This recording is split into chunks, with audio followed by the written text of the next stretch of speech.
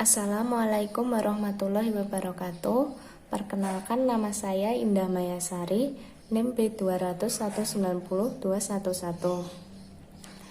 Pada kesempatan kali ini saya akan membahas tentang akuntansi syariah. Hal yang akan saya bahas yakni yang pertama yakni perkembangan akuntansi syariah. Yang kedua, sistem keuangan syariah. Yang ketiga adalah kerangka dasar penyusunan dan penyajian laporan keuangan syariah. Yang keempat, akuntansi mudharabah. Yang kelima, akuntansi murabahah.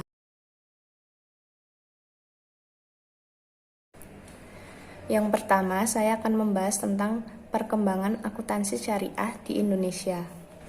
Transaksi syariah diawali dengan sistem perbankan syariah dan dilanjutkan dengan sektor yang lainnya, yakni pendirian Bank Muamalat Indonesia pada tahun 1991. Sektor lainnya yang berkembang adalah asuransi syariah. Perkembangan di Indonesia diawali dengan berdirinya asuransi takaful yang dibentuk oleh PT Syarikat Takaful Indonesia atau disebut dengan STI sebagai holding company tahun 1994. Perbedaan akuntansi syariah dengan konvensional. Yang pertama, dilihat dari dasar hukumnya. Akuntansi syariah, hukum etika bersumber dari Al-Quran dan Sunnah.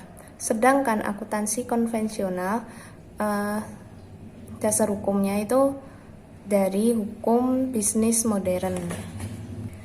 Yang kedua, dilihat dari dasar tindakan. Akuntansi syariah itu memegang keberadaan hukum Allah atau keagamaan. Sedangkan akuntansi konvensional itu rasionalisme ekonomis sekuler.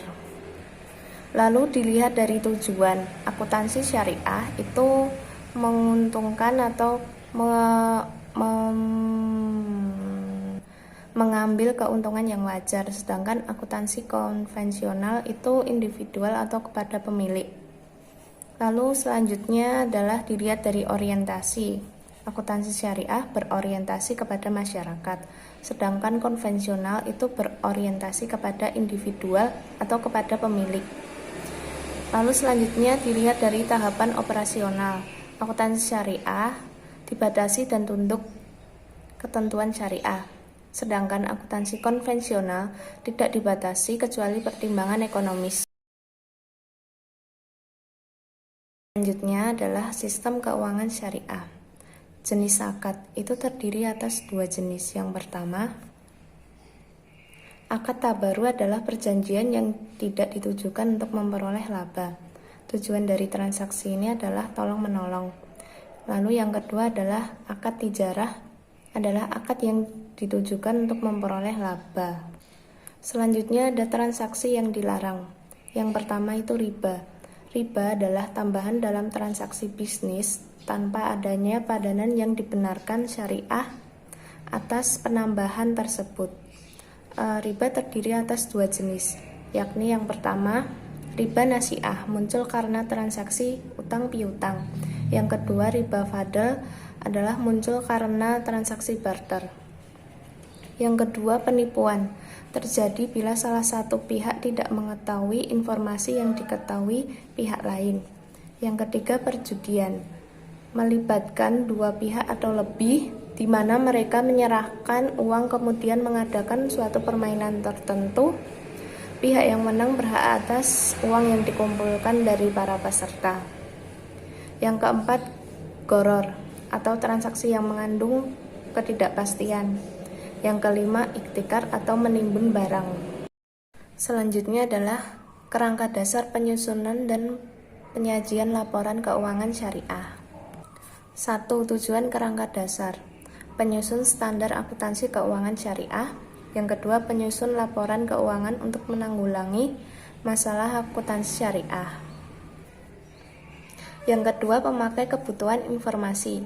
1. Investor. Kedua, pemilik dana hold. Yang ketiga, pemilik dana syirkah temporer. Yang ketiga, pemilik dana titipan. Yang keempat, pengawas syariah, dan lain-lain. Lalu ketiga, asas transaksi syariah. 1. Persaudaraan. 2. Keadilan. 3. Kemaslahatan. 4. Keseimbangan. 5. Universalisme. 4. Bentuk laporan keuangan. Posisi keuangan entitas syariah disajikan sebagai neraca. Informasi kinerja entitas syariah disajikan dalam laporan laba rugi.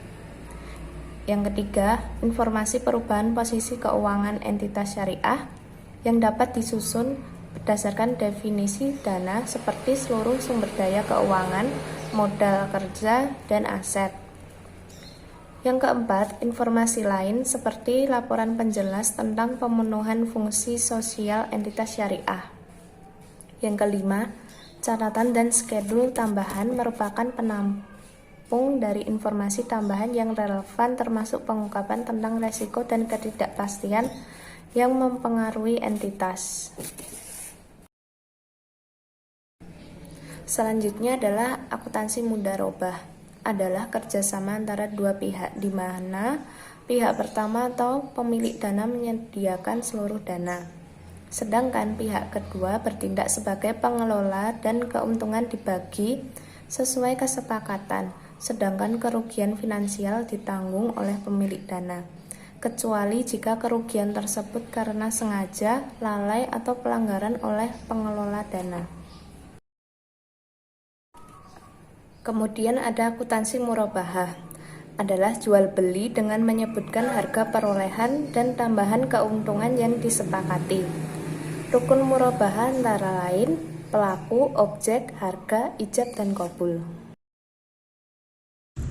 Sekian presentasi dari saya, kurang lebihnya saya mohon maaf lahir dan batin. Wassalamualaikum warahmatullahi wabarakatuh.